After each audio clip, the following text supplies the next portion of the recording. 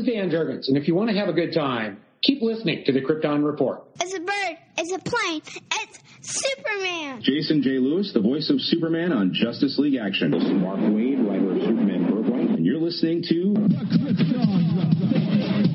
the All Things Kryptonian podcast, including Superman and Supergirl. We discuss games, movies, cartoons, TV shows, and comics. Find us on Facebook, Instagram, YouTube, and Twitter. Welcome to the Krypton Report, the only podcast on the internet with two extremely sexy-sounding guys. Hi, I'm Tyler. And with me, as always... Our voices are all smooth like caramel. Smooth like jazz. Smooth like jazz. And that lovely man is Mr. James Cole, the Superman of Red, and I'm the Superman of Blue, because together we are Wild Superman. Yeah. That's hilarious. Actually, me and Jamie just watched Face the Music last night. She hasn't seen it yet. Nice. Yeah. So Junia and I have been in a... she was talking about this stuff she had read and stuff on philosophy and different ideas, and I was like, okay, it's time to revisit The Matrix. And her and I have been watching all three of them and really focusing more on dialogue and the plot and what's being said more so than just the action, because I feel like that's what people think of when they thought of those movies.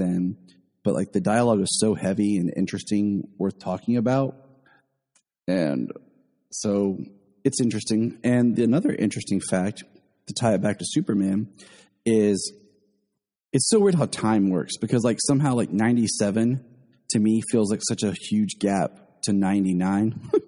It's only 2 years, but in my life, it feels like such stark differences because I moved in between there and stuff like that. But, around 97, 98, I can't remember the exact, is when they canceled Superman Lives.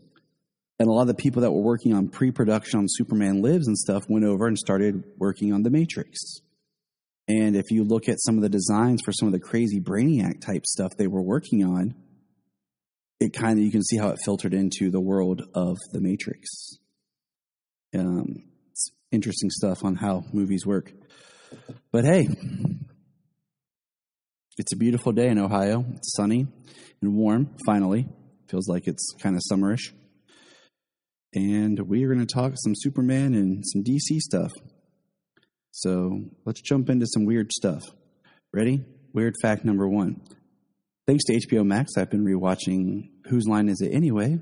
And I discovered that Mr. Wayne Brady, one of his first acting roles was on an episode of season 3 of Superboy. And what sucks is what's up with HBO Max not giving us Superboy again so we could check that out? Exactly. That is the one thing I was talking about with some friends is when I said I missed DC Universe. They're like, oh, it's all on HBO Max. I'm like, no, it's not. No, it's not. Over half the content is still missing off of HBO Max. Because what I loved about was some of the special, comic-y things they would do, like the writers on Batman, or the little, mini, they did it for Aquaman, they did it for Shazam, little, documentary things. And those were awesome. But the things that's killing me is I want my Adventures of Superman series, and I want my Superboy series, because I don't have all of that. I was making my way through Superboy. And I was entering season 3, or I was in the middle. I can't remember. And that's not on HBO Max. And neither's the George Reeves, The Adventures of Superman, which I was working through. Or the Legion. Or the Legion? We were reviewing and then just lost. I mean... it's the old content, I think, that helps make the product more enriched. I talked about that before. The old Shazam series, that was worth just checking out just to say I watched it. But anyways, I want my Superboy and my Adventures of Superman. HBO Max. Lois and Clark. Want that on there, too. I want that on there. Luckily, I have all of that on DVD because that wasn't that hard to find. But yeah, that would be cool to have back, too, just to have my full scope of Superman. And quickly we'll announce, I got my poll results from my Batgirl, what universe she should be in. 53% of the voters said she should be part of the Birds of Prey WB films. 29% said The Batman. 6% said Titans, and 12% said new/her own universe. So, interesting. And you can't blame people for saying its own universe because, WB is crap. I mean, I don't blame them for any of their opinions. I mean, we want these characters to interact, especially Bat Family characters, because they're also, tight and unique and blend together well, and they share a world. Speaking of Batman, did you see that Andrew Muschietti, however you say his last name, I apologize for mispronouncing it, revealed a picture of what appears to be a new suit in the style replication of the Batman 89 suit. But this is what was fun about it. It's just a symbol with like some of the bat, the chest plate, like really up close on it. There is what appears to be red jelly on it.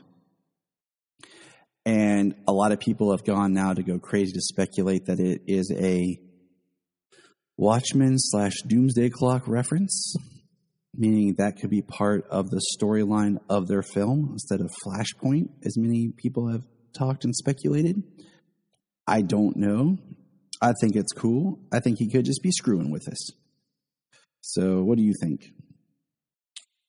Obviously the first thing I thought about when I saw it was the Watchmen reference, the blood on the pin.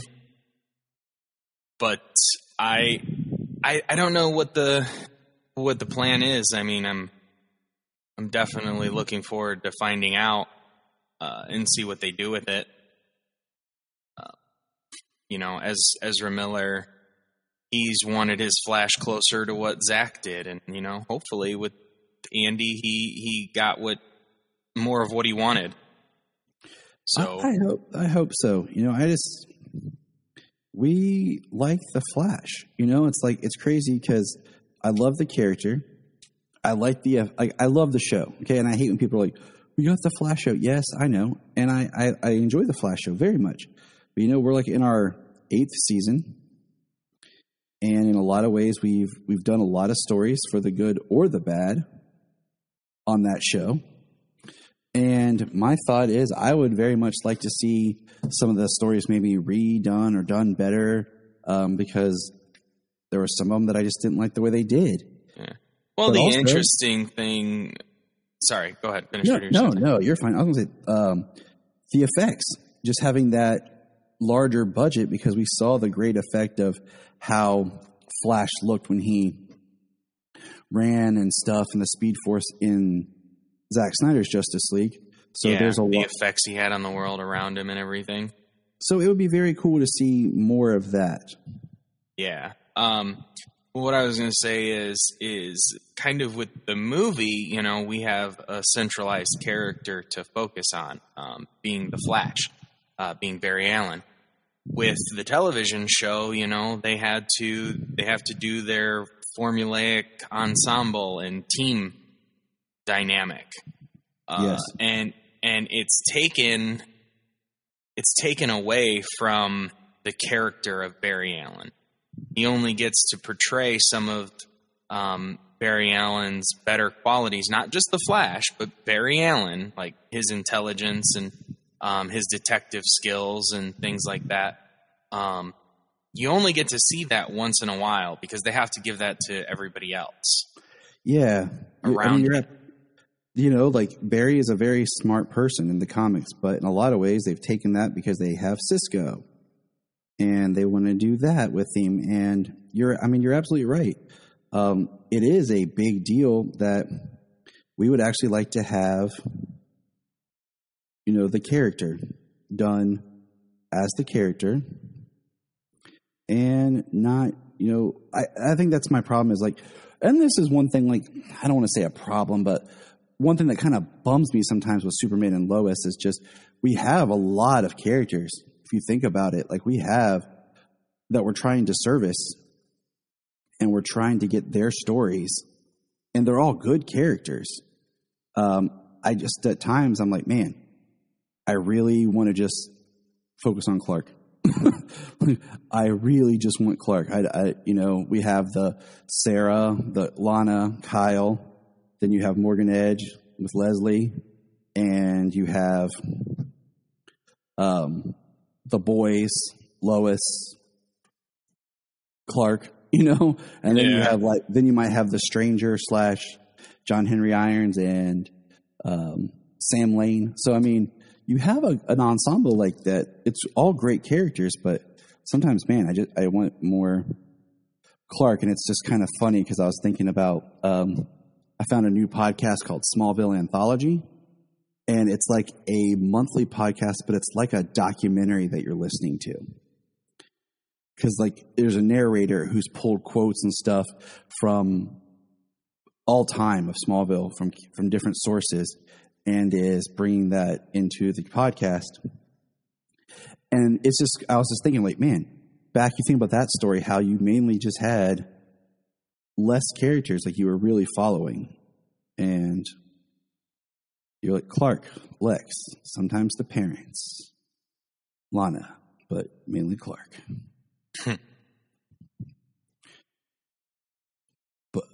But moving on from my rants and tangents, let's talk about what else we saw. A tease picture of the new Shazam suit. And as I quote Solomon here, it looks better. End quote. It does. It does look better. It doesn't look as soft. Doesn't look as puffy.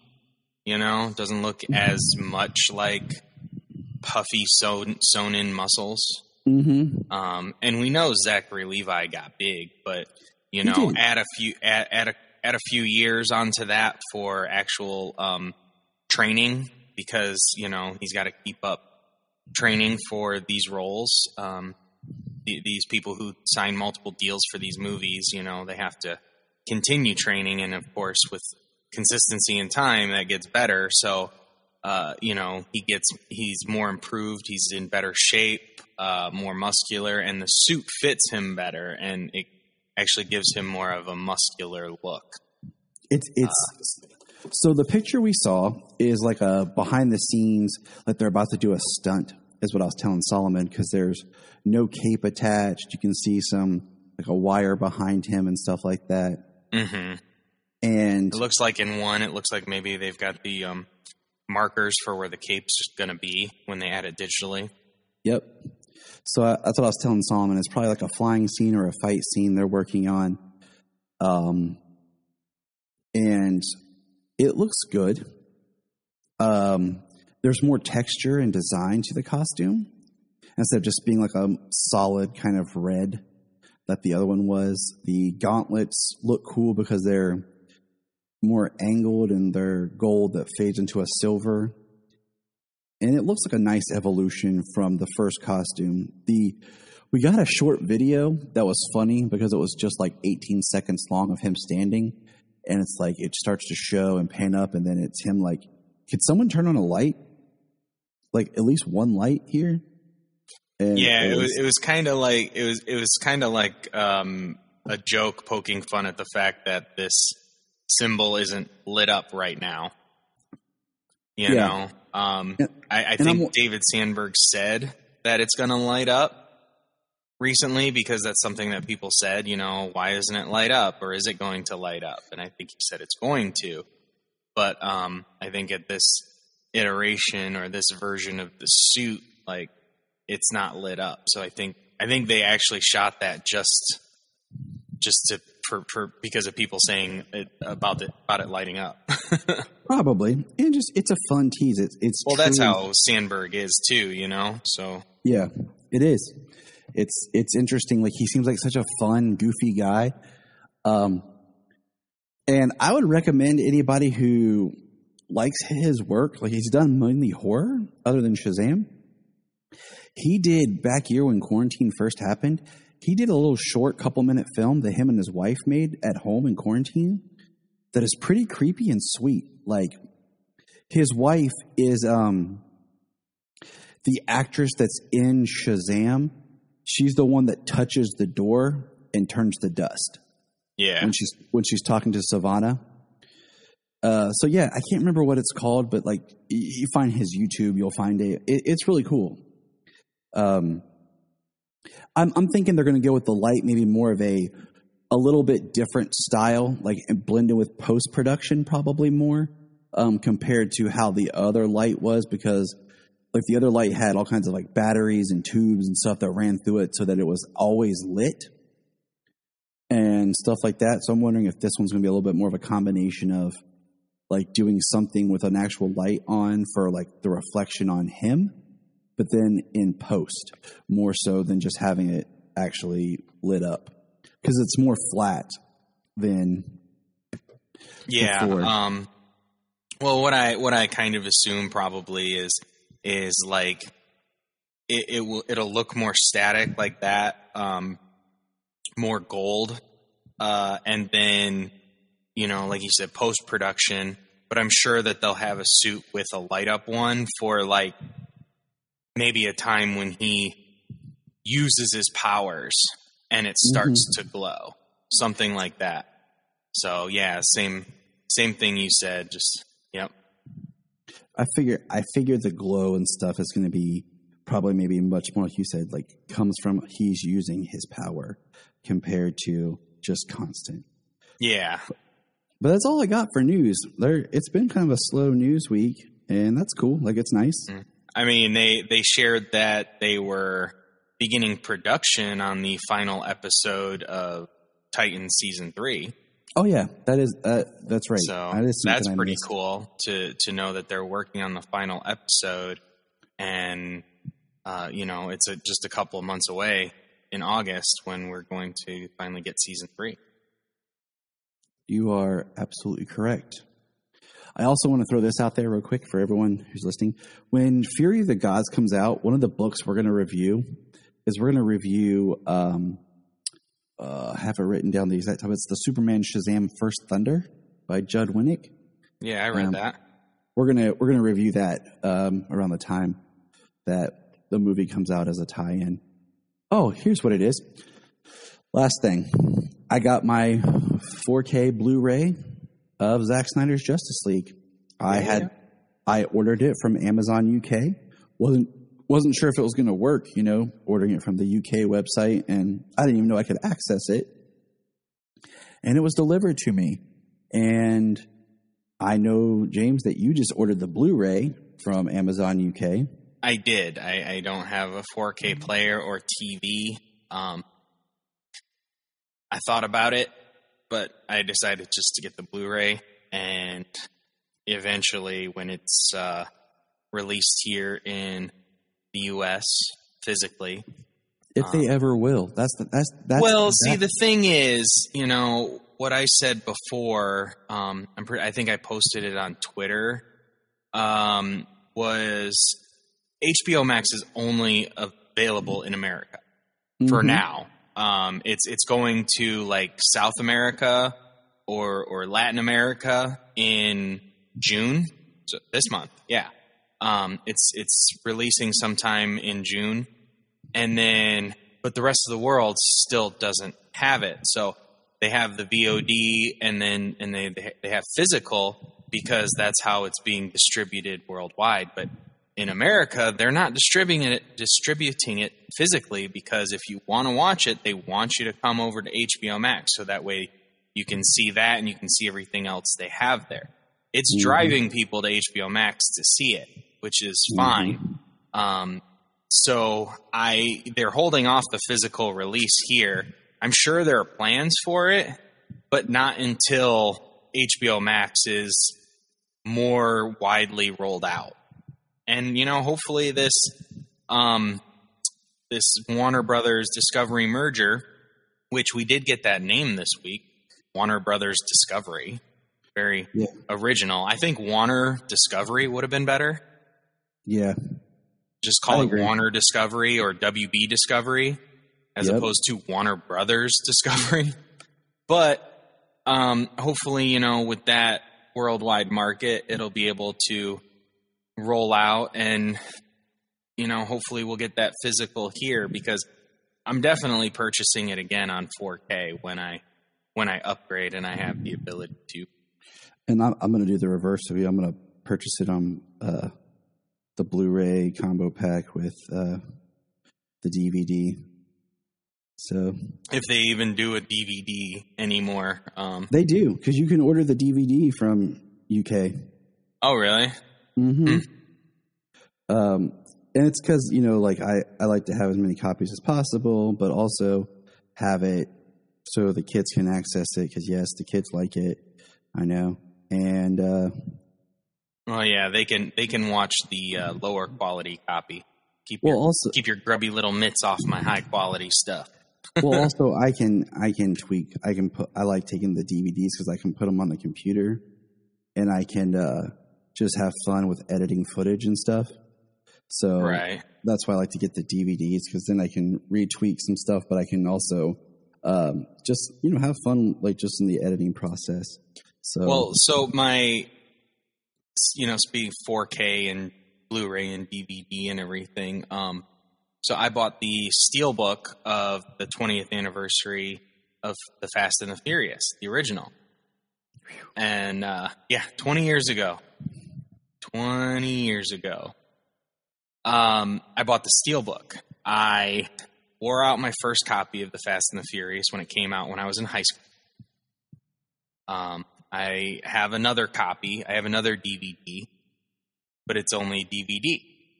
And I want to upgrade my movies and my series that I like. And so not what I intended, but the first 4K movie I bought was The Fast and the Furious. It's also easier to like lean into that when it is something like, oh, here is the 4K with the DVD, with the Blu-ray. Yeah, Blu-ray, digital code, and a Steelbook case. Like it really helps, just because that was one thing. Like when I bought my first 4K, I wanted to buy a 4K player because I wanted to check it out. And I needed a new DVD player, period. So I was like, okay, so we'll just buy the 4K. And I had bought a 4K TV the year before at one of those big sales at Walmart, and yeah. Probably get like a $1,500 TV for like $1,100 or something. Yeah, it was cheaper than that because it was one of those great tax time deals, I think back in 2018. Oh. But something like that. Like, I can't remember time. Anyways, it was just like, okay. And then the combo packs helped, because then, you're like, okay, I can do this because I still, if my 4K player, because I only have the 4K, in the one room, and I have more access to other players. That's, the world we live in. Oh, absolutely. I mean, yeah, I have one Blu-ray player. I don't have multiple Blu-ray players. When I get something new, it'll be a 4K. And I mean, technically, I have 3 Blu-ray players just because I have the old PS3 that's going to be in the kids' room when we move, and I have the PS4. Right. Which used to be in the bedroom, but Junia brought it out here to play. So, that always helps, video game systems. Absolutely. That's been a lifesaver for me in the past as well. Yeah, I don't know, like, the physical specs on, like, the discs and stuff, except for, like, higher quality and higher storage capacity. But I mean, I heard that Blu-rays are more durable than your DVDs, and, they are. And same thing with the 4Ks. Yeah, the discs themselves are stronger. So it's something I learned when I worked at Blockbuster, and back when Blu-rays were first like hitting the market. And one of the best things I thought they did was the combo packs, because it was like, hey, you want to try Blu-ray, but if you're still stuck on your DVD, spend a little bit more money, get the new disc, and get a DVD. And I thought that was a great way to ease people into buying it, especially kids' movies where parents had like, before, everything went more streaming capable of like DVD players in cars and stuff like that. I thought it was a great way, but enough about that. let's take a quick pause and jump into our comic review. Hey, it's Tyler. I just wanted to say, if you're enjoying the Superman podcast, check out some of our other favorite Superman-based podcasts. We have the Aspiring Kryptonians, The Last Sons of Krypton, a new one that I discovered called Digging for Kryptonite, which is a great podcast, as well as my good friend Zach over at Always Hold On to Smallville, Luke, Bug, the Geek of Steel at the Geek of Steel podcast, and of course my brother from another mother, Mr. Phil Parrish, over on Capes and Lunatics, who is the master of all things podcasting. So just check those out and enjoy. So this week's comic review, we're going to tackle Batman Superman number 18, written by, I always apologize if I mispronounce anyone's name, because I'm horrible about reading the names, but I'm great about repeating after I've heard them. And that is Gene Yang, and the art pencils is Ivan Rice and Jose Luis. And I will tell you that this is probably the book that I'm enjoying. I don't know if I want to say the most, but maybe, I don't know. I'm really loving it. It's very different. It really is. And it's good. It's good different. Yeah. And it makes sense. And it's been great. And it's interesting because at first, when they first launched this, I thought it was going to be like an alternate Batman Superman because the Infinite Frontier. But it's been so cool about how these the archivist and the film and dropping things in. So James, why don't you kind of take us through the book real quick, and I'll let you lead. Okay. So we pick up back where we left off with how are you pronouncing this? I just call him the auteur. I think it's auteur 0.10 or 0.10. Okay. I'm just for short in my mind. I'm just saying auteur. Yeah, that's what I've been calling it because I'm not going like auteur 0.10 or like that's just annoying and too much to read. Absolutely. Yeah. It just makes more sense, the auteur being like that film reference, Absolutely. But we're Earth Zero, the thermosphere, and they're inside the archive of worlds, which is like just film reels. That's all it is. It's film reels all over the place. The auteur has a kryptonite ring, which is weakening Superman. But Batman being, prepared as he is, lasers the ring. So that way he can get Superman out of there so he can recover. They basically, or the auteur pulls a Phantom Zone crystal out on them, which it comes back in the end, the Phantom Zone crystal. So I think that's having more to do with the auteur's ability to I don't know, go in and out of these worlds as it is, like some sort of ability to transverse other realities. But they go through a burn hole, a burn mark again, and they go back to Superman and Lois's world. They come back and they are in a Batcave, and it's really like they encounter machines that attack them on this Earth. This is where Martha is alive with Bruce, who's very he's very scared. He's almost like a little boy, as it were. He's a grown man, but I think he's been protected way too much by Martha. And we've got Alfred is Bane. Alfred has venom, and he's a he's definitely a protector of the Waynes. Inside this cave, they have what do they call him? The Unknown Wizard or something like that. Which is that Earth's Lex Luthor. Which is, it's cool because it's like, you know, like traditional takes on these characters, very much the older not really the golden age, like exactly, but in that vein.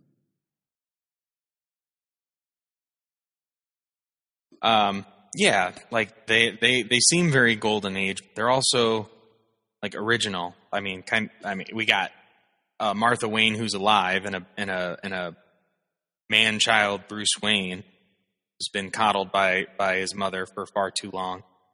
And Venom steroided out Alfred. It's like, dang. We miss Alfred, and this is the Alfred we get. It's like, but okay. Right? Super jacked Alfred going all roid rage on people. So Batman and Superman, they take out all the machines, and Jimmy Olsen somehow found his way into this cave, and Superman and Lois hear him, and Superman takes off to rescue him. And there's a nice little thing here. I like the interaction between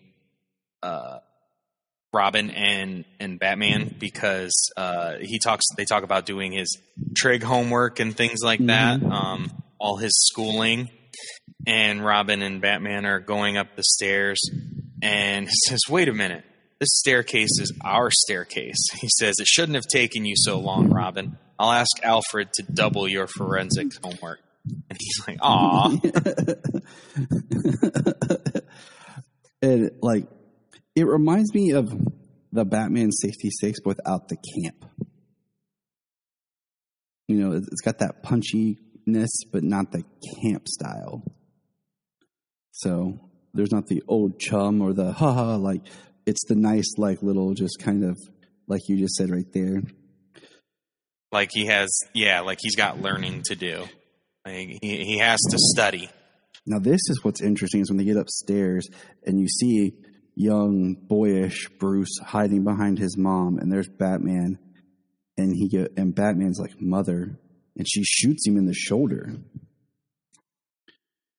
And we see more of, you know, I love the juiced up Alfred getting punched by Superman. Yeah. I mean, I like the episode of Batman or Superman the Animated Series where he's pretending to be Batman and he decks Bane. So that is one of my all-time favorite episodes. Mine too. Because Robin's fighting Riddler and Mad Hatter, and they all pause and look like, "What?" And Robin's like, "He's been working out." I love it. I like how he's like, when Superman's like precise muscle control, and he makes Bruce's voice, and then he makes Robin's voice, and he's like, "Don't do that again." Yeah. Martha's to the point of she's overprotective to the point where she is violent and mean. Like you said, she shoots him. It's funny though too, because the gun doesn't really look like a gun. It looks kind of like a blaster from some sort. Like Buck Rogers. Something about what they would have made guns look like in the past if they said this is a gun from the future. Mm-hmm. Exactly. And Batman and Robin escape, and they get in the Batmobile that's flying or a car, because Superman is underneath. And it's a great little shot. And I like how you're like got Jimmy Olsen chatting with Robin, kind of like, you know, sidekick, friend to friend kind of thing. And you have Superman doing the heat vision to cauterize Batman's wound. Yeah. No matter the version of Batman, he's still a badass. He's like, "Superman, cauterize my my gunshot wound." He's like, "Ah!"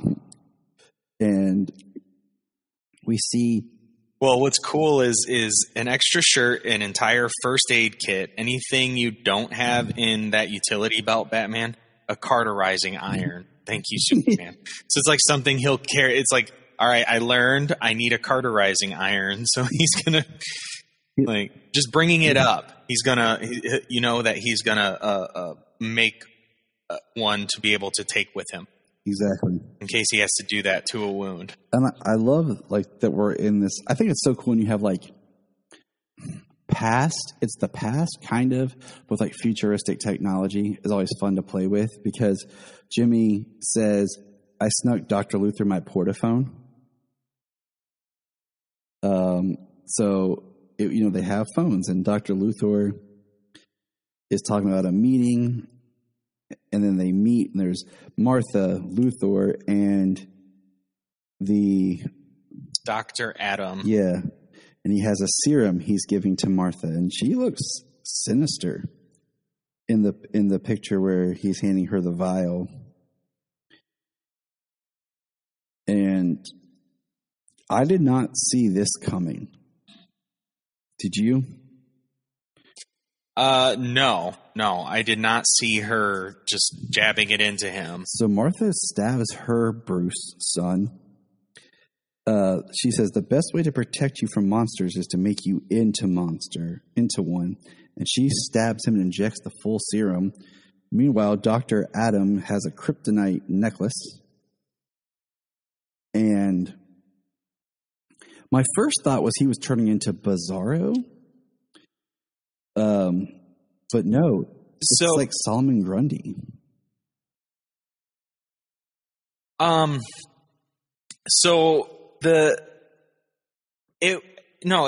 Bizarro because he says everything backwards.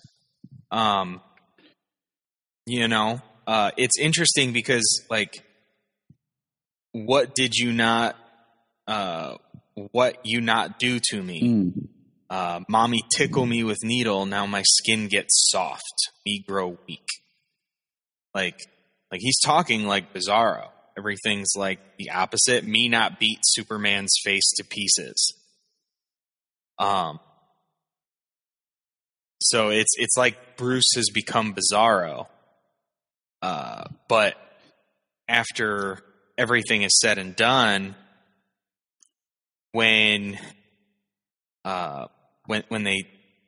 they stop Dr. Adam and they get through to Martha, the serum is wearing off, but it only wears off on half of him. So this Bruce becomes Two-Face, but this Two-Face isn't just scarred and like he's half Bizarro, half Bruce.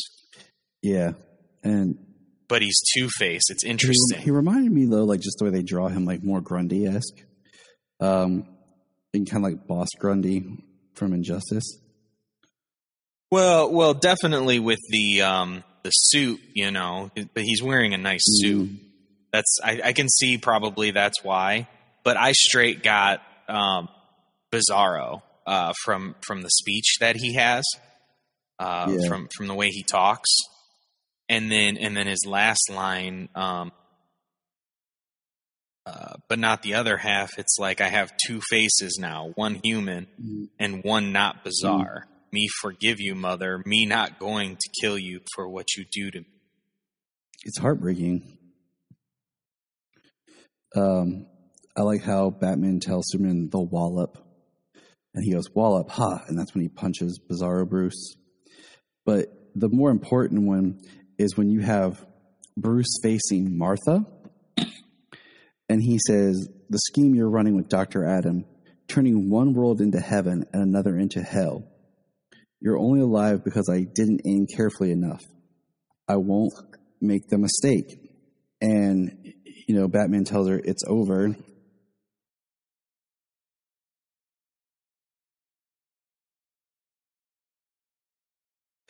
And we see Martha, and Batman takes his cowl off, and she kind of breaks down and like, what have I done? And it's just kind of crazy because she already knows about like the multiverse. So she's already prepared and comfortable with accepting multiversal things. And it's powerful. Yeah, I mean, when she thinks about what she's done and what Superman and Batman are trying to do, and then she comes face to face with another version of her son, who's not scared, who she hasn't turned into a pansy and then a monster. And then we find out with Superman doing the Scooby-Doo unmasking, and it is, who is Dr. Adam? Lex Luthor. Another Lex Luthor. The Superman's like, Lex Luthor, the unknown wizard? And Robin's like, Warden Luthor? And he's like, fools. I'm not the Lex Luthor from either of your worlds. But I guess he is a Luthor from a destroyed world. I'm trying to save from the Artur's wrath. See, I don't know. I haven't read Infinite Crisis yet. So I don't know if this is supposed to be, but the only thing that I thought about, and it can be any Luthor, the only thing that I thought about was, is this Alexander Luthor? The one who gets trapped with Superboy Prime, and everything after Crisis on Infinite Earths. Just because, like, he says his world's gone. So many crises he's gone through. It would make sense. That's just what occurred to me. Thinking about this Luthor, he could be from anyone, any infinite world that got destroyed. He could be a Luthor from a new world, but I don't know. For some reason, it just went right to that Alexander Luthor. I like how he's like, I'll show you, and he's running for the burn hole.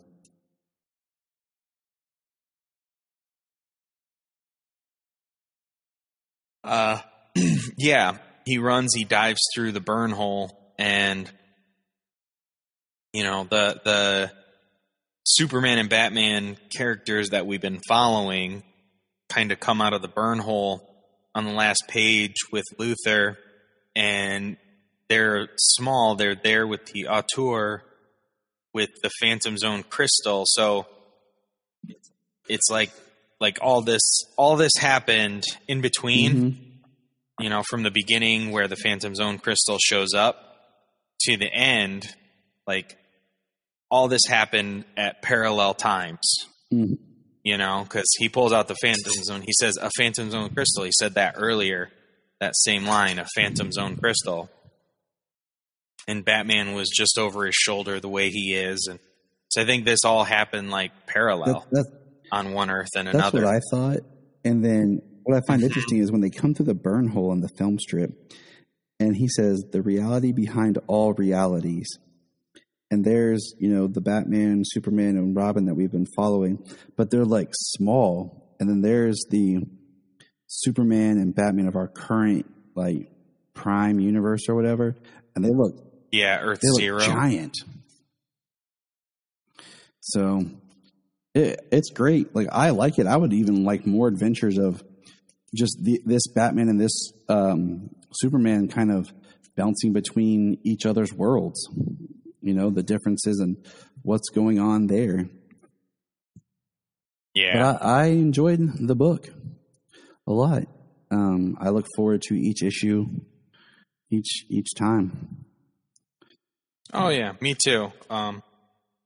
Just as a note for a couple other books like that I'm enjoying thoroughly is Tom Taylor's Batman the Detective and Wonder Woman, the one with Diana. I haven't read number 1 yet with Yara Flor. The one written by Michael Conrad and Becky Cloonan, art by Travis Moore. The one where she's in Asgard. What do you call it? I got Junia, because she was talking about some stuff the other day. I got her the Wonder Girl, Yara Floor, like self-titled #1. I got the Stargirl, like Justice Society or whatever special, with Jeff Johns. That was pretty cool. I want to read that. I didn't pick that one up. I picked that one up, and then of course I can't praise I'm really excited for Tom Taylor to take on the Superman line, the Son of Kal-El, because absolutely, I love his writing, but man, I'm really loving his Nightwing. Yeah, I mean, so many of his books are just so good. He's just a really good, really talented writer, and I can't wait for him to be on a Superman book. I liked his John from Injustice. Not Injustice, sorry, Deceased. Tom Taylor wrote Injustice. That's where the confusion. He did. From, for anyone. Yeah.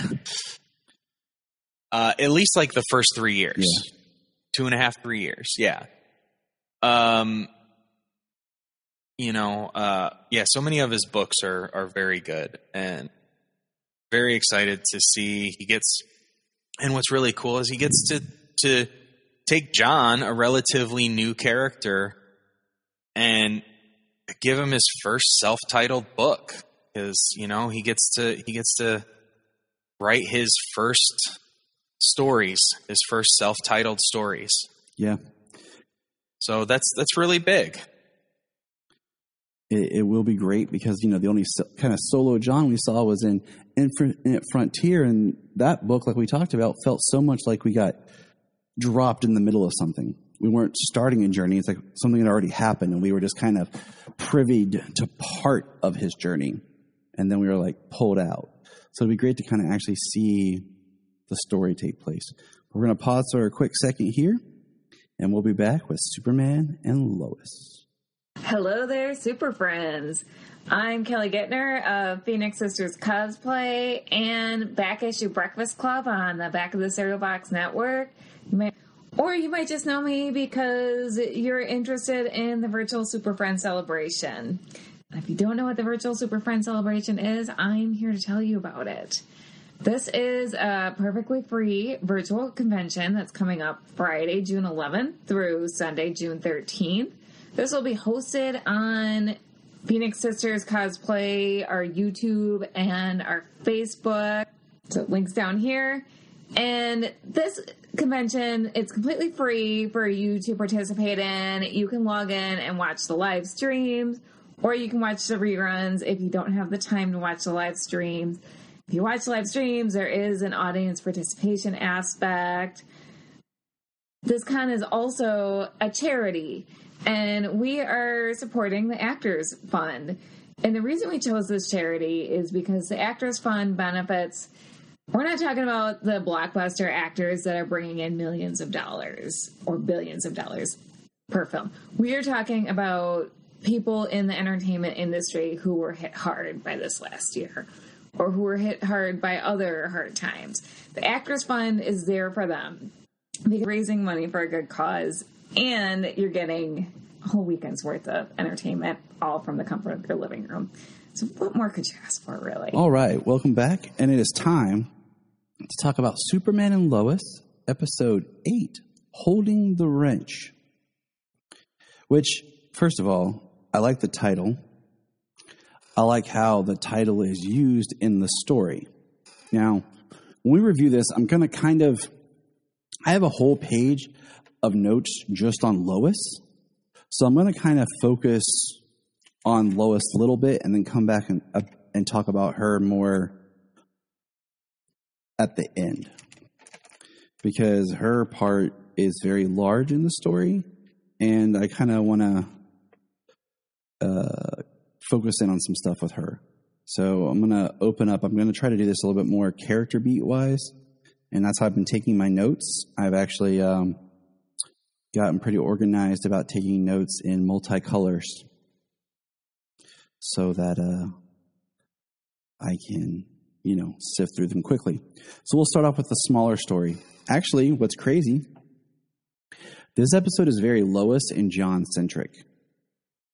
And I like that. There is not much Jordan in this episode.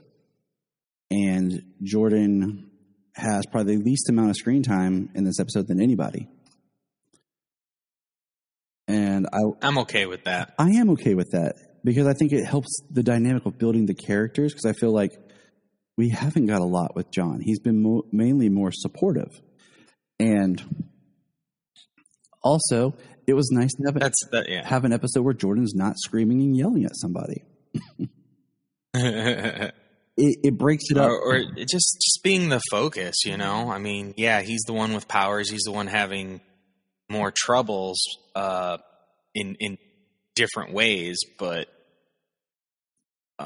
we definitely need to give other characters, especially his brother, the same amount of time. Right. Exactly. So we're going to kind of start here. We're going to start and follow along. Ready? Here we go. Okay. We find out. We get our Lana and Kyle. We'll start with them because they're small. Kyle wants to be in the program from Edge. And I still think that's weird because he's not an employee of Morgan Edge's, and Morgan Edge is like hiring special people for this leadership thing, like within his company, not like a leadership program of like building the community. So just throwing that out there. And I like this scene because it starts off Kyle's being a really good dad. We find out it's his day off, and Sarah, there's an audition that she can for like a talent show or the theater. That wasn't real clear because they talk about kind of both. And Kyle's like, I got my guitar. We can work on some songs. He's being a really supportive father, and he wants to push his daughter. And she's like, okay, all right. And I wasn't exactly sure what day of the week it was, because I felt like the way they pop in and out of school was very weird. Because we see, we see Jordan, and Sarah in the hall, and he mentions, oh, you're a theater kid? And she's like, oh, yeah, I'm signing up. And he mentions that he plays piano or played piano. And then with his anxiety and stuff like that, he had to quit. And then we cut back to Kyle at home with Sarah. And he pulls out all the sheet music he has, and he starts playing the guitar. And he has a really great quote about fear is just like short pain and regret lasts a lot longer. And he says something to her along the lines of, if the desire to sing is stronger than the fear, you have to go for it.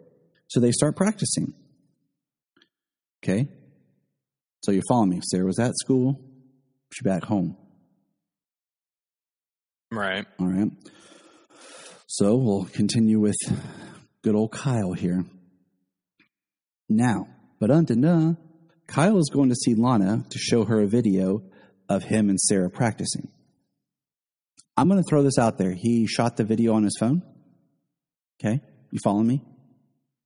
He couldn't have messaged the video to his wife.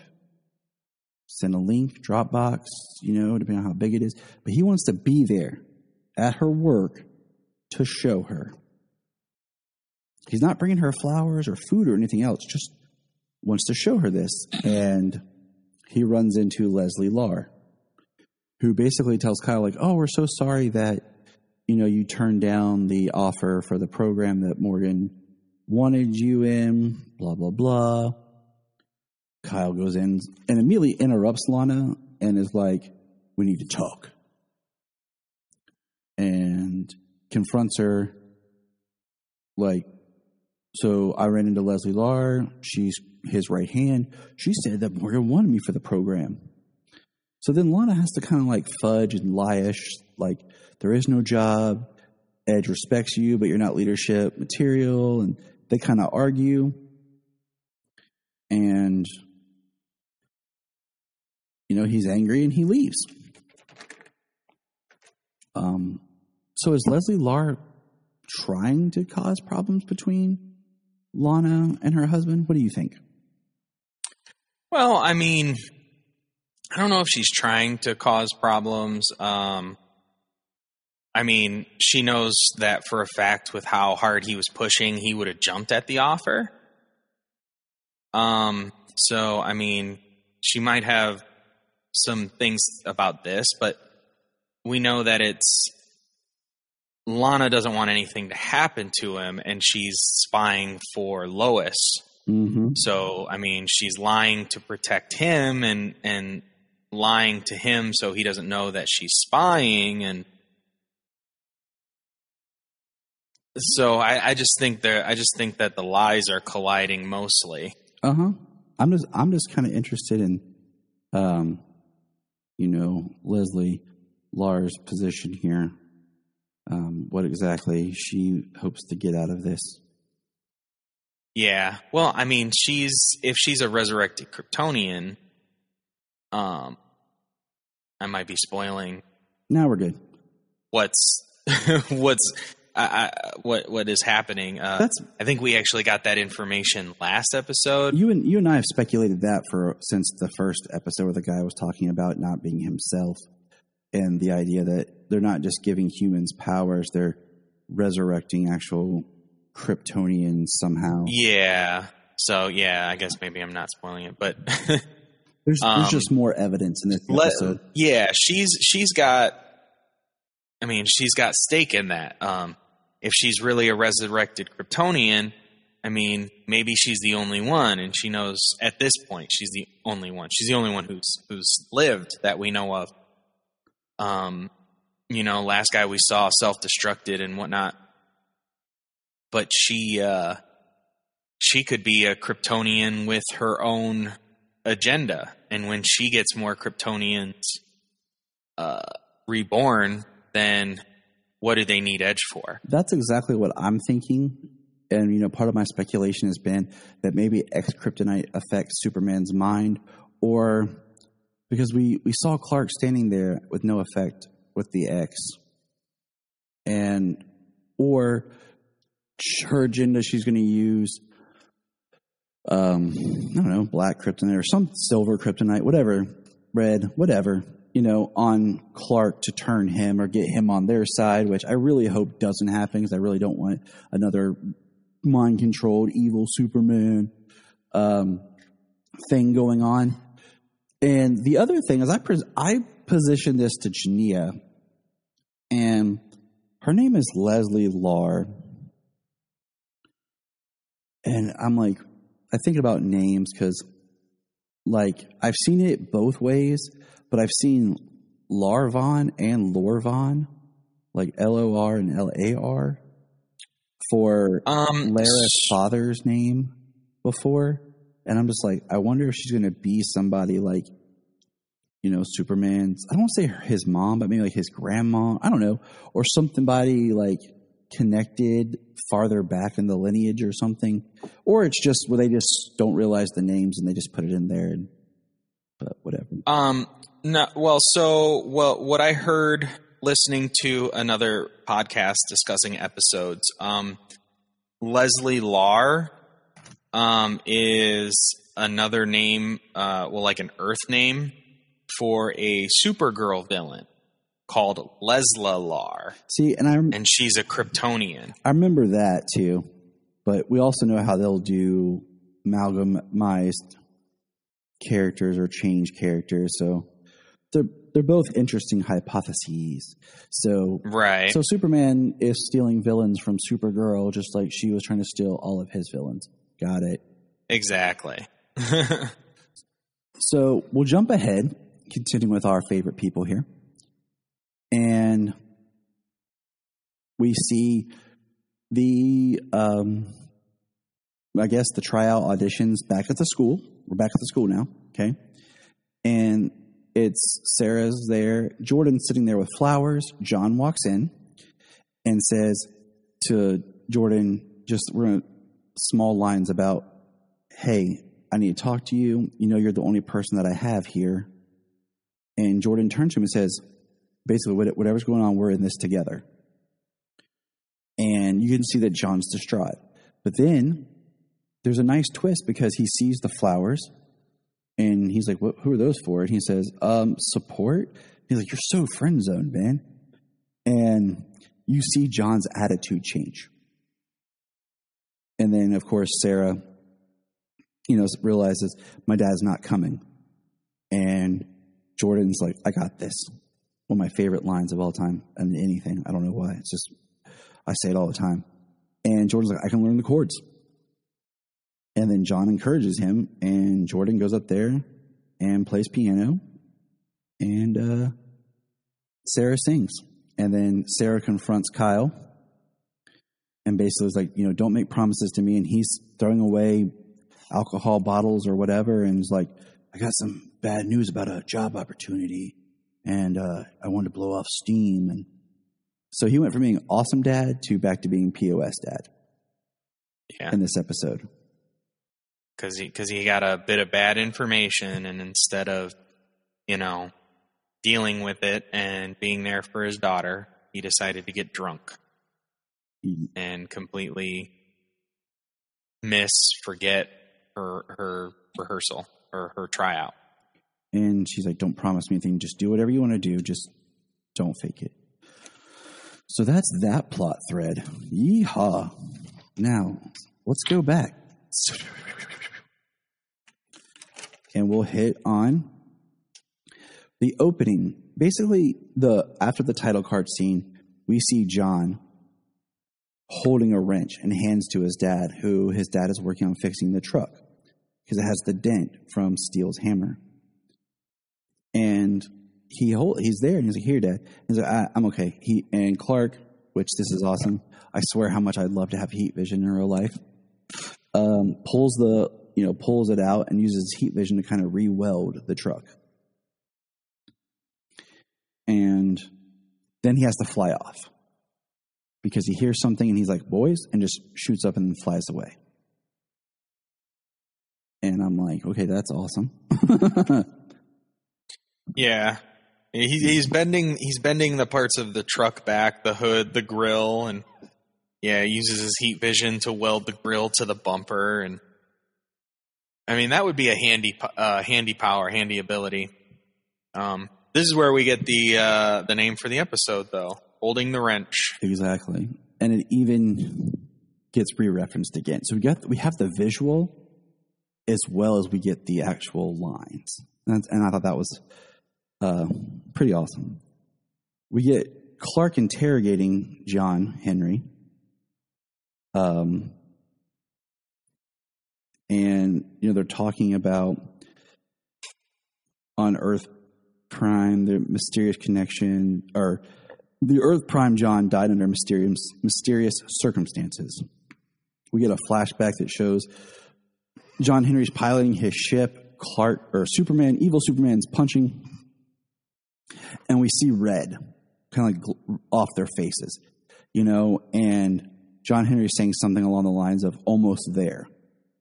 So does that mean it's a Crisis reference, or was he trying to get him towards maybe some sort of red solar weapon that they had created? Don't know. At first I was like, oh, there's our Crisis connection. But then I got thinking about it a little bit more, and I was like, because we know how he did the red solar last week, and then the whole fact that he's saying almost there. Right. So I was like, okay, I'm not sure. Yeah, I really don't know. And we get my assumption is mostly Crisis. And John is so gung ho about like how much he hates Kal-El and being a traitor on this Earth, and I'm like, and we'll pay it off in a minute. So just kind of keep that in your mind how he is so focused and angry, because this episode runs parallel with another story that we like to talk about. We get Clark and Lois kind of talking, and they reference, we've dealt with bad versions of you before. And I got thinking, when? Because technically, the other bad version of himself he fought really wasn't him as much as it was a guy disguised as him using a magic book that we've seen. And, even Possessed Brandon Routh Superman really wasn't a bad version of him. So, that's just food for thought. So this was the one that I had a chuckle at. They bring in this dude named Trask, who's going to interrogate John Henry. And homeboy is tall. Okay? So Tyler is 6'1". And I don't know how tall the actor playing John Henry is. But this dude has to be like 6'6", 6'7". Okay, I tried to. Yeah. He hasn't done a lot of work because I tried to find out how tall he is. Like I was Googling it like real quickly. But homeboy is tall. And it is, yeah. So they're going to interrogate him. Well, it's funny to see such a big guy bouncing off the walls. Yes, because we find out. So Clark has to leave. Superman has to leave. And we'll get there in a minute. Superman jets off to take care of something. And we have Trask and Rossetti escorting John Henry. I'm John Henry. Too many Johns. Back to his cell. And basically Rossetti kills Trask. He picks him up, throws him against the walls. And we find out that Rossetti has powers. He's one of the Kryptonian infiltrating people. That was a nice twist. Didn't see it coming. It tells us my thought for this was, when did this happen? Makes me wonder if Leslie Larr hasn't resurrected other people or other Kryptonians behind Morgan Edge's back, because it was just last episode, wasn't it, that he said she was the only person who has survived this process. And that's what made me think, when did this happen? And I totally see her. Yeah. I totally see her being like behind it and doing more. Well, she was the one with the guy's with the woman's son at the machine. Mm-hmm. So I totally see her. Not Morgan Edge, but she's the right hand. I totally see her doing more stuff behind Morgan Edge's back. Me too. Having her own thing. And I wonder if they'll do something else here where, and I hope not. I will say this right now. I hope not, but I'm just going to call it out. I hope it's not something where she's not really Leslie Larr. She's Ursa or Feora. You know what I'm saying? Right. And she wants to bring back Zod. Like, I'm just saying, I hope not. I hope they keep her Leslie Larr. So do I. Not just give her a mask name, so that way we don't know that she's Feora or Ursa or something like that. Like we've seen her. Like there's no reason that she can't be Leslie Larr and just have her own machinations for what she wants to do. Exactly. As a Kryptonian villain. Exactly. Now, John Henry had a line earlier, I want to say to Kal-El before he was escorted off, where he said, he says he will always take his own kind. He's talking to Sam Lane over mankind. And in my notes I put, so was there never an Argo City? We don't know. We haven't seen Argo City post-crisis. Or Kara. Like, Kara is his kind. Once again, I feel like this is one of those plot lines about raising Kryptonians that would, pull in. That's why I kind of start to lean towards maybe this series takes place after Supergirl or something. Right. Well, on John Henry Irons' Earth, what happened with Superman was his coming to Earth, and was he raised by the Kents? Right. Like we have no history of that other Superman except for, he did some saving of the day. Mm-hmm. And then was he the same Superman up until that point, and then just did a complete 180? Exactly. kind of unlikely. And like I said, except for without like mind control or I don't know. Mind control, or like I said, black or silver kryptonite or something like that.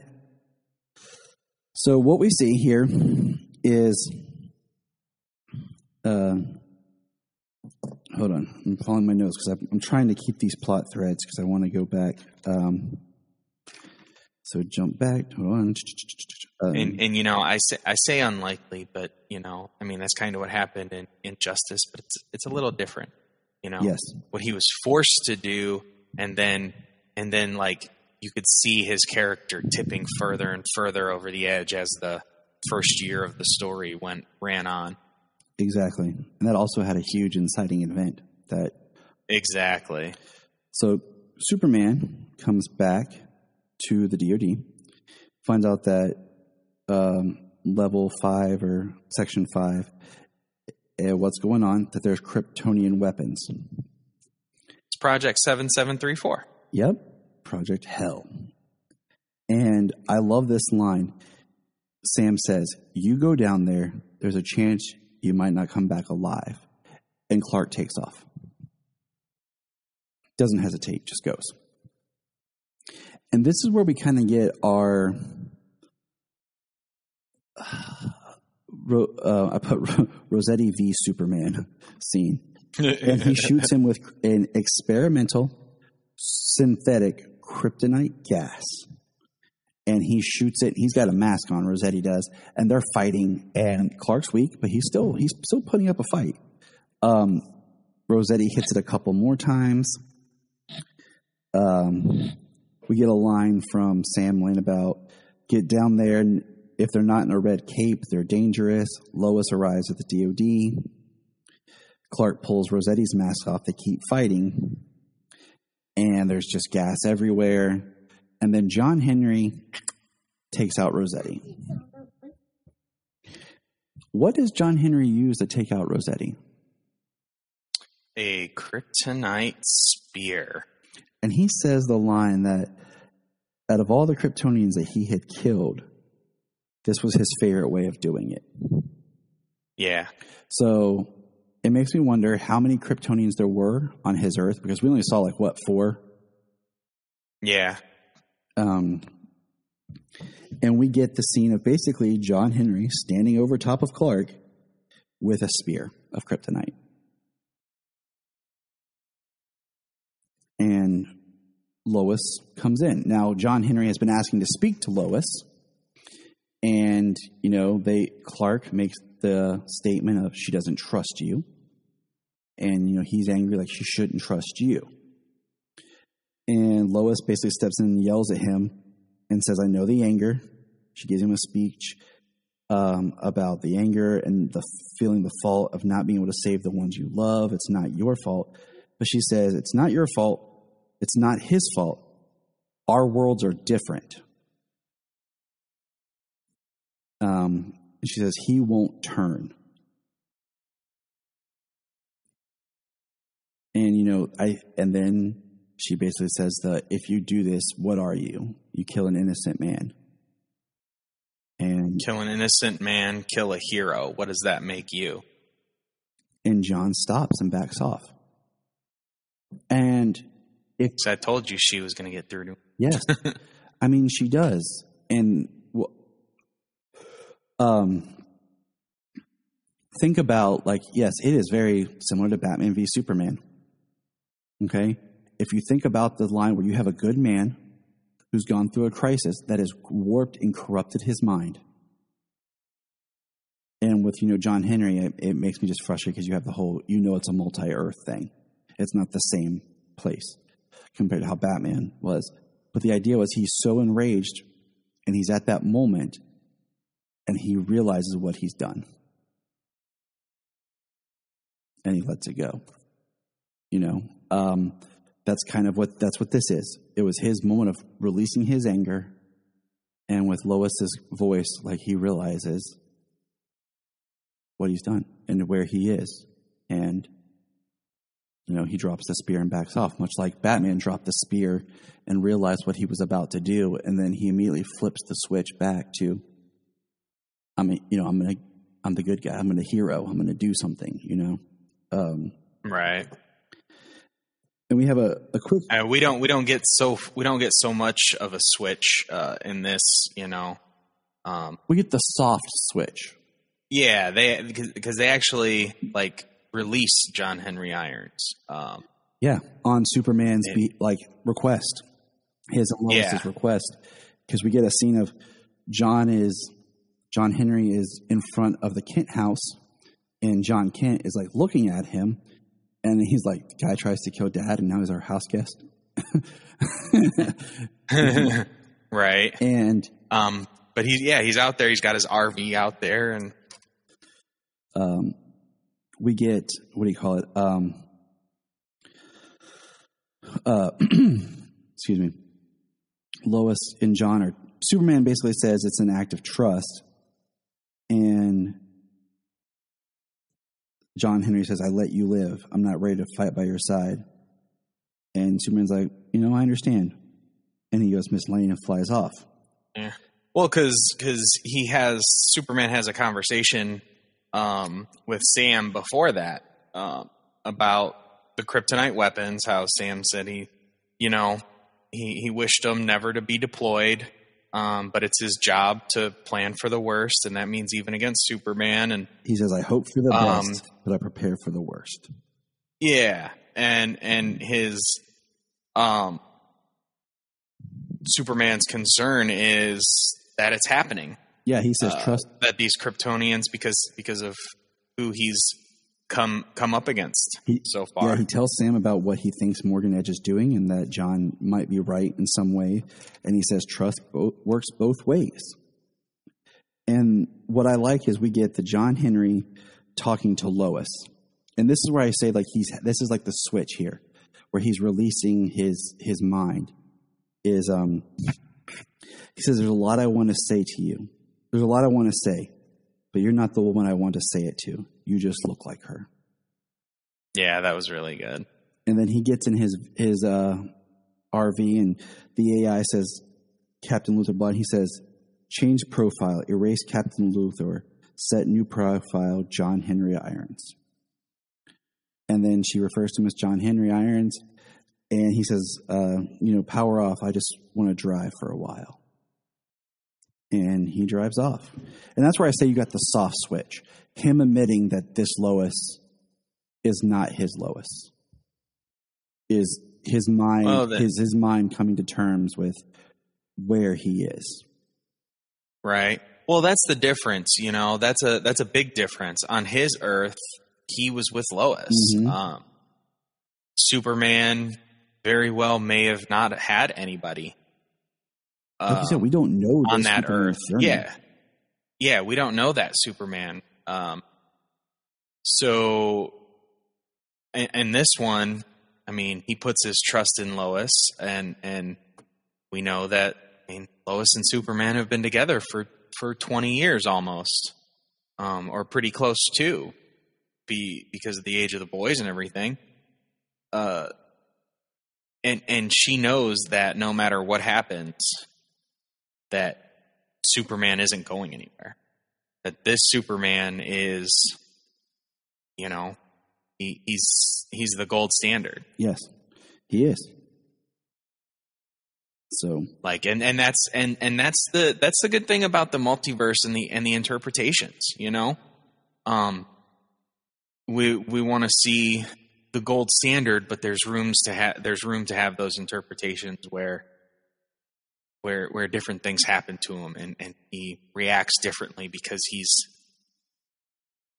not that. Mm-hmm. You're right. So let's jump back. So let's jump back to John. Okay, let's follow John. John Kent, that is. John Kent is holding the wrench. Superman flies off, and my daughter wants cookies. What can I say? And Lois basically says she's going to check out the RV. And John's like, "Can I help you?" So John and Lois check out the RV. The computer comes up. They start researching John Henry. When Lois gets on the RV, the AI, which is interesting here, the AI basically says, "State who you are." And she says Lois Lane. Means John Henry must have changed it after Clark was on his RV. Because they didn't do that to Clark when he was on there.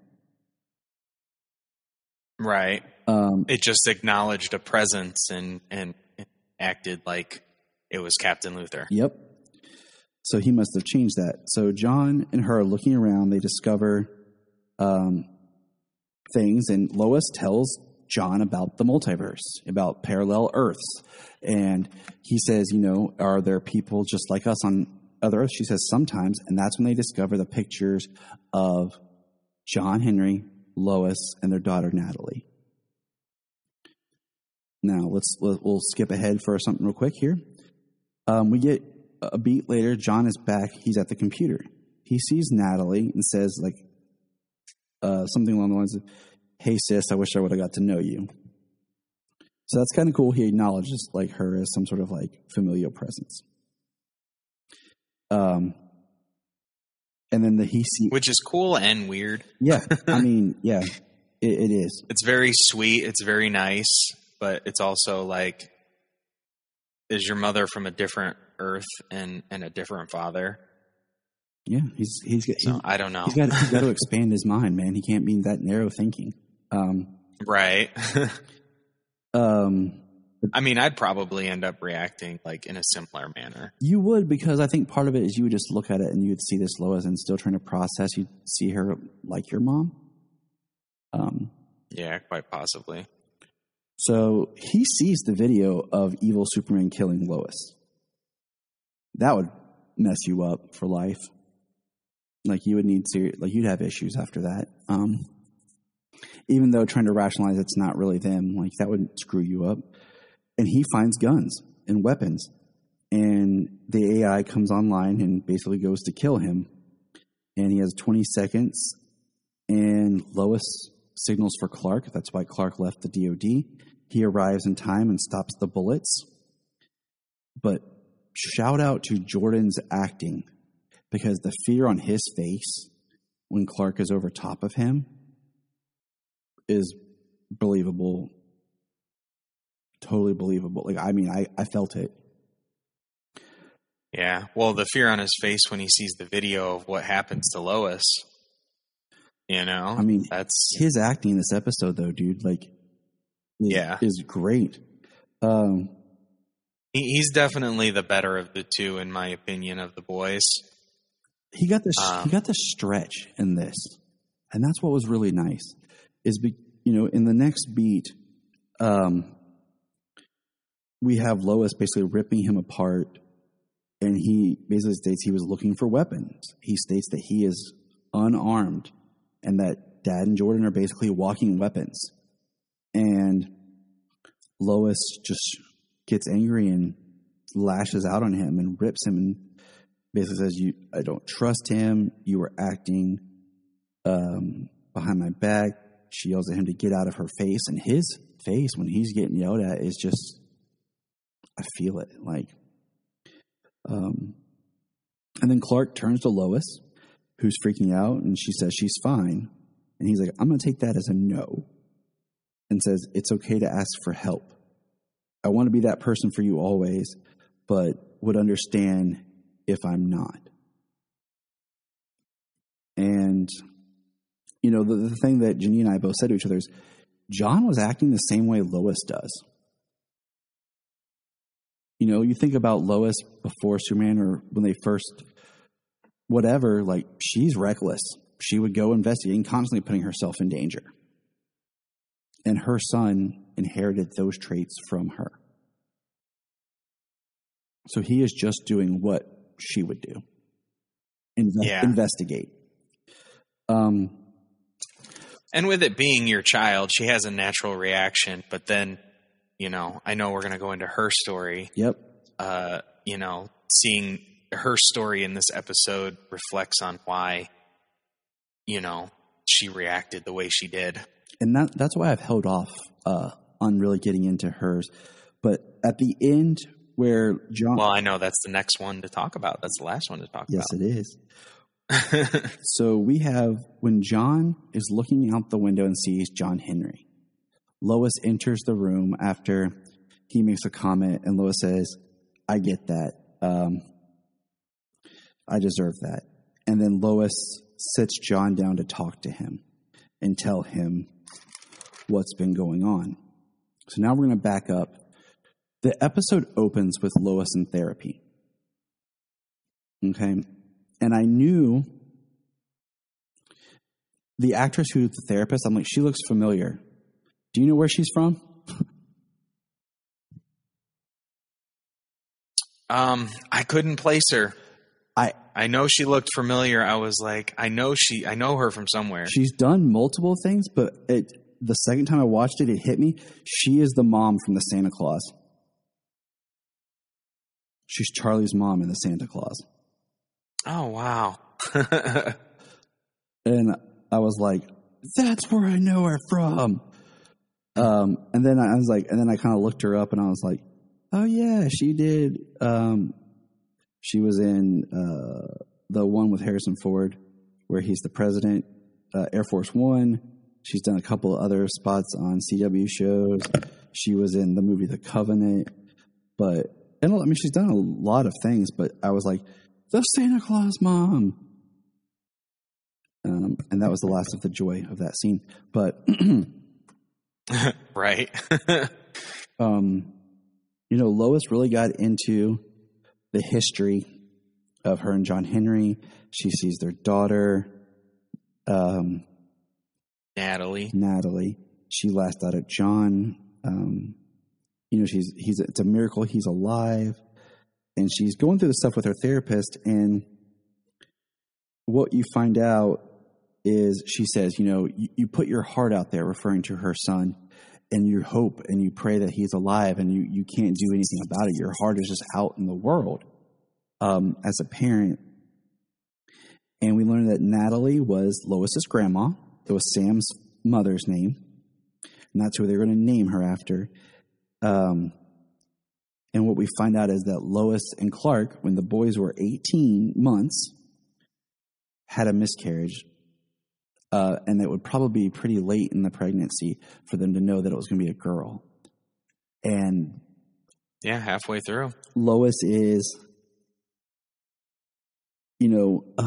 fear and stuff is that she blames herself, because she states about, like, she went through the grieving process of losing a child, but it was because of me, and the therapist tries to assure her, like, it wasn't anything that you did that caused this, that these things happen, and a lot of times it's a genetic thing.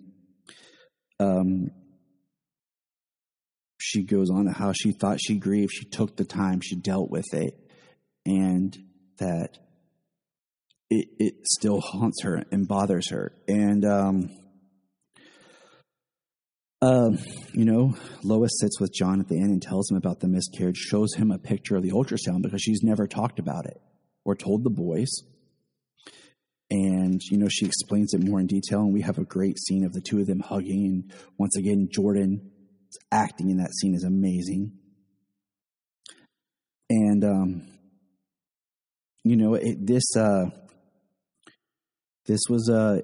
it was good. And, it was real, and it brought to light, I think, something, for Junia and I watching this was something, because now I have another thing that I identify with Superman, because for people who may not know, like, Junia and I went through 4 miscarriages.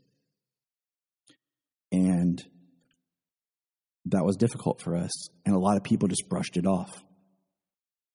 Each one was at a different point in the pregnancy, but a lot of people just kind of like, oh, it happens, not a big deal. But it is for a lot of people. You do grieve, you do feel the loss, because you're preparing your life for something, from naming it, to buying items, preparing a room, like whatever it is, you're investing your life in something in a new way, a new hope, and then it's gone. And that's something that you deal with. And I deal with it much different than Junia did. And I'm very happy for this episode, because it brings to light the fact that it is not something you can just shake off. It is something that can really trouble and emotionally damage a woman. So mad props to the writers for tackling it like they did.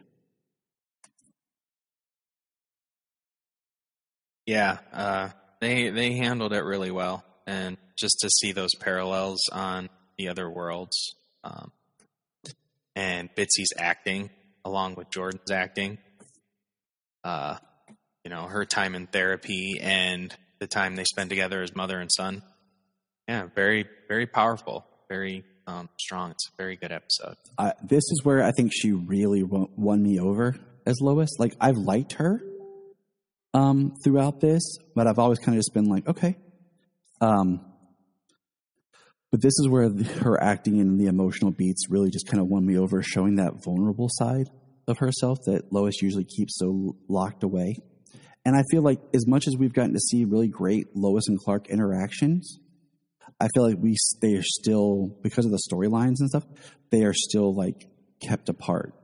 Last week was great getting to see them going like to investigate the X-Kryptonite together. And I would like a little bit more of that kind of partnership of them just being together. And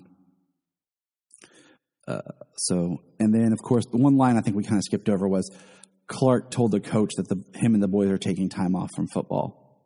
I thought that was kind of interesting and weird at the same time because they're kind of just brushing off the football stuff. Like, oh, we're done with that. Mid-season, we're done. 2 players and the assistant coach all just quit. So, yeah. I mean, the season there couldn't be too much left of the season to begin with. True. And we are, speaking of season, we are in the middle. We are at the halfway point of season 1 of Superman and Lois. Yeah. This episode here was probably more the episode they kind of anticipated as being kind of like the mid-season finale. You know what I mean? Like the first half, we got the reveal of John Henry Irons and him driving off, and like the first half is kind of resolved, leaving the Morgan Edge and the X-Kryptonite and things. Not resolved, but some mysteries are. The mystery of the stranger is resolved. That whole what we thought was going to be a drawn out villain plotline is done, and now the second half is going to be more focused on the Morgan Edge side and is now the X-Kryptonite and maybe Kryptonian invasion or something, whatever they have planned is what's going to come into play next. So yeah, this definitely feels like was the mid-season. Yeah, and then they would probably actually start doing Supergirl here, but they had to swap that around. But it's nice we don't have to wait. We can keep just going straight on through here with Superman and Lois. Yeah, we're going to go straight on through Superman and Lois and then pick right back up with Supergirl. So it's going to be a very full Kryptonian year. But we're gonna nothing wrong with that. Do you enjoy listening to Southgate Media Group podcasts? Well, I know I do. And do you want to help support the shows? Well, the great way is you can help support the shows without having to give any more money. Just go to southgatemediagroup.com. There's a link at the top to log into Amazon. Just log into your Amazon account, shop like normal, and part of everything that you buy goes back to help Southgate Media Group. It's simple, it's easy, and you're just doing the same thing that you usually do by buying stuff on Amazon. I mentioned something on the episode, and I wanted to have the comment here about how important this episode was. So welcome back to the Krypton Report. My original co-host, the woman of my dreams, my Lois Lane, my wife, Junia. Hi, baby. Hey, what's up, Superman? Oh, not much. Yeah. So thanks for having me back on here, by the way. Oh, you're welcome. Always. We live in the same house, and you'd think we could do this more often. You would think. So real quick, just what did you think of the episode?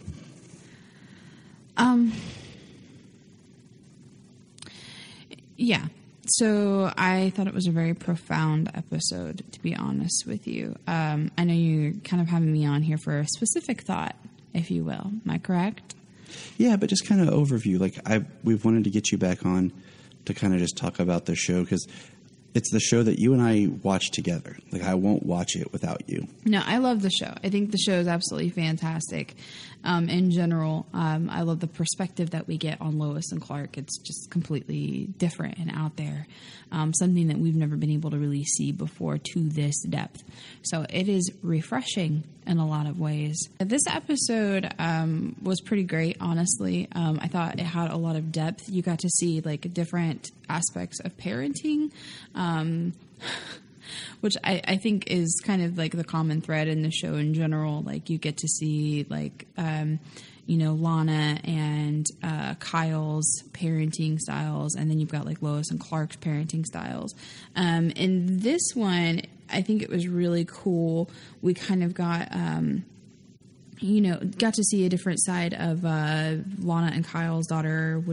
What's her name again? Remind me. Sarah. Sarah, yes. We got to see like a different side of Sarah in this episode, where she was just kind of like hiding herself more. And honestly, it was very much so like absolutely a mirror of Jordan.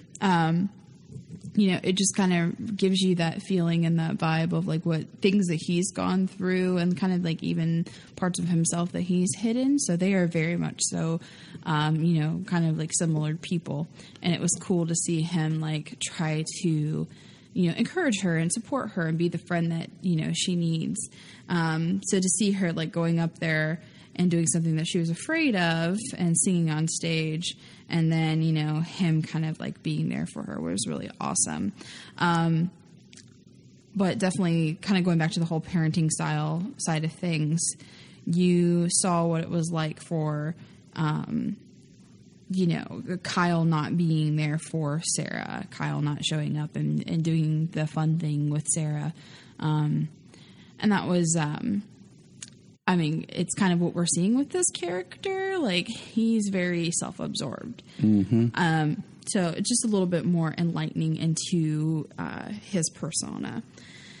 What I like is that, in the parenting aspect, Clark and Lois aren't perfect parents. No. And nobody is. They're giving them depth. And, that's like, one thing we said is like this show has a spiritual sequel continuation to kind of Smallville and Lois and Clark. Mm-hmm. And if you look at the Kents in both sets of those shows, like, they weren't perfect. I mean, you could say the Kents and Lois and Clark were more perfect, but it was also at a different point in life for their son and them. But I like that Clark, he's trying. He's a dad. Like, he's trying the best he can. He's good, but he's not perfect. And I mean, I don't think there is a perfect parent, because you always have problems, because it's just human interaction. Right. And I think the thing about this show, like I was kind of pitching it to my mom. Which was a great car ride. Last week. Yeah. I was trying to be like, hey, you need to get into the show. It's really good.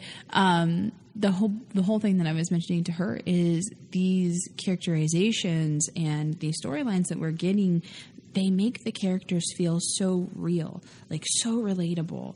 Like, this is what life feels like.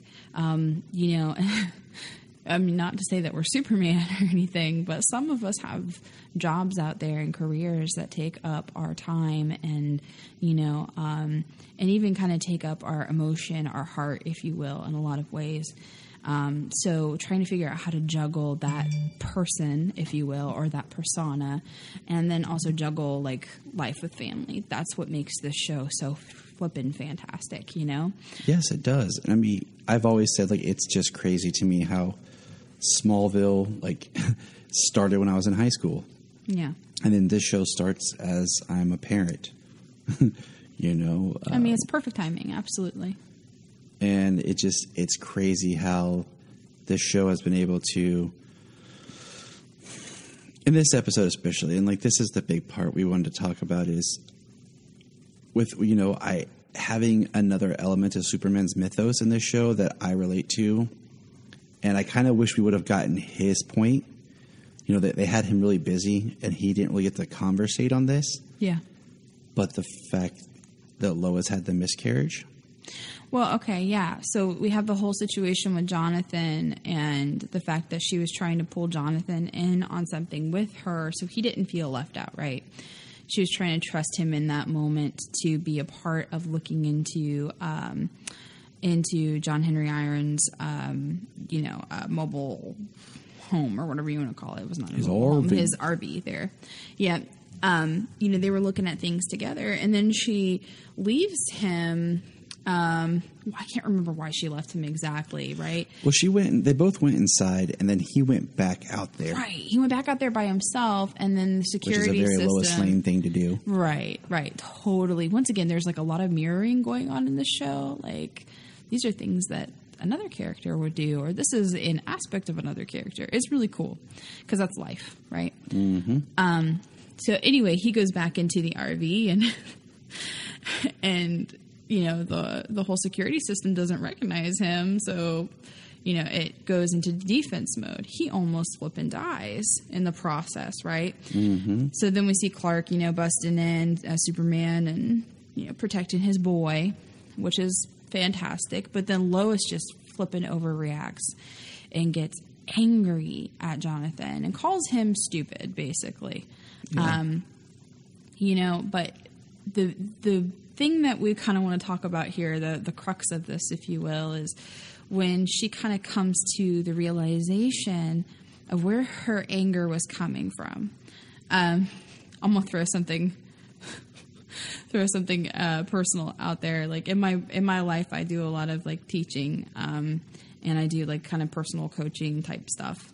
And one of the things we talk about is that, there's always a root cause to your anger, and your root cause to your anger is fear.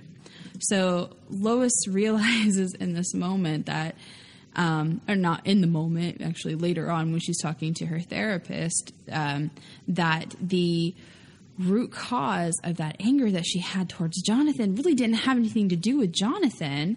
It was her own personal fear coming out, losing another kid. And she had a miscarriage before, and that was Natalie, is what they were going to call their little girl. This is got really real. I had tears rolling down my face for sure watching this episode, because I understand that fear. We've gone through that in our life, and that has been a very crippling situation for us personally. And, once again, the show is just so relatable. And I love that they brought something that's kind of a taboo thing to discuss. Like, we don't talk about this in public. Miscarriages aren't something that you go around and parade. There's something that we're told to just get over or to move on from easily. And that is not reality. Too many women out there, too many men even, who've been a part of the situation, even though they don't completely understand, they're still mourning the loss of their child. And there's different psychological issues that occur after you have a miscarriage. And this completely resonated where it was like, oh yeah, like I've seen this happen for other people. I know that I've personally experienced things that were so very similar. But anyway, it was just so refreshing to see that being brought to the light. Like, this is an issue that matters. It very much is an issue that matters, and the whole people brushing it off and not understanding it or not really, caring, and I just like that it was touched upon. And even for, I wish we would have gotten kind of Clark's perspective. Yes. Because I think back, the line in Superman the movie, which is like a huge deal in that film, is with all these powers, and I couldn't even save him. And he's talking about, of course, in that context, is his father. Right. So think about that. With all of his powers and things at his disposal, he lost a child too. Right. He couldn't save his child. He couldn't save his child and help his wife. Right. And that right there I mean, that is a situation that you know as well as I do. It leaves you feeling powerless. Like, you don't know how to reach that person always. You don't know how to help them. And Lois Lane is a very independent woman, and there are so many women out there that are very much so like her, you know, very independent, like to pretend like everything's okay. And we just kind of, you know, push that crap down inside of us, you know, and this is getting really deep.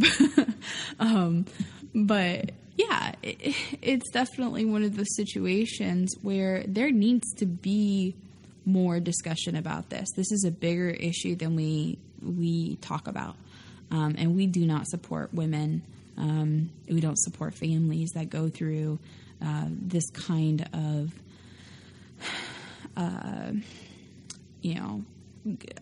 loss, really.